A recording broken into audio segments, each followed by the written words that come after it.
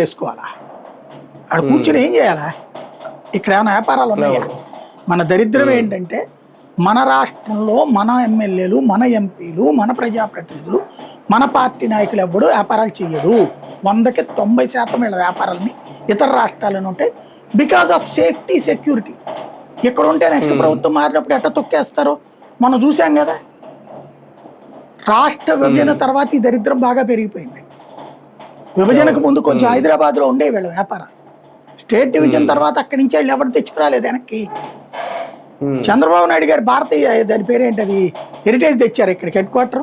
భారతీయ cements ఇక్కడికి తెచ్చారు జగన్మోహన్ రెడ్డి గారిది. ఆయన అధికారంలో ఉన్నప్పుడు అన్ని వ్యాపారాలు హైదరాబాద్ లో నడుస్తుంది. తెలంగాణలో పన్నులు కడుతున్నారు మన ప్రజాప్రతినిధులు అందరూ.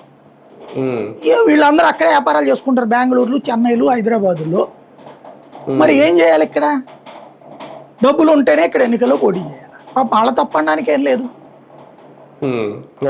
ఇప్పుడు వాళ్ళని మనకి అడ్వర్టైజ్మెంట్ ఇస్తాం, లేకపోతే మనతో ఆర్కే గారితో మాట్లాడడం, వాళ్ళకి సంబంధించిన హెడ్స్ ఉంటారు ఈ 5-6 జిల్లాలకు ఒకటి చెప్పున, వాళ్ళతో మాట్లాడితే కనుక వీళ్ళు మంచోళ్ళు అయిపోయినట్టు అని సర్టిఫై చేస్తారు అక్కడ.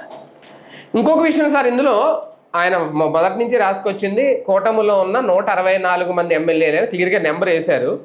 బాగా పనిచేస్తున్న వాళ్ళలో మొత్తం టీడీపీ ఫోటోలే కానీ ఒక్కడు కూడా కనీసం జనసేనకు సంబంధించి 22 మంది ఉన్నారు, అందులో ఒకటి లేదు భారతీయ జనతా పార్టీకి సంబంధించిన ఒక ఎమ్మెల్యే ఫోటో.